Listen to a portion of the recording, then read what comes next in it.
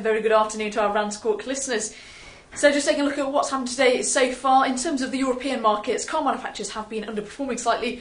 That comes on the back of their report overnight from BHP Billiton, who said that Chinese iron ore production and demand would be flattening. So we've seen underperformance in basic materials, and several of the car manufacturers, like already mentioned, have been underperforming, especially in Germany.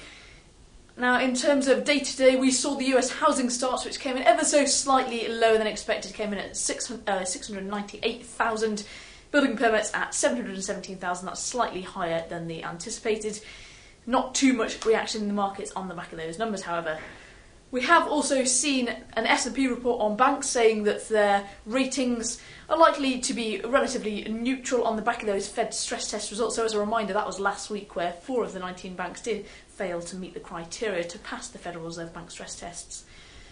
Now, looking ahead to the rest of the session, we've got Bank of England's Dale. He's speaking at 6:30, so looking out for any potential comments from him. We've also got Fed's Kosher the Close slightly later on. That's at 9:30 London time. In terms of the markets at the moment, euro trading fairly flat at 132.30, and WTI crude futures trading down around $2 today, again on the back of that weakness seen in the basic materials sector.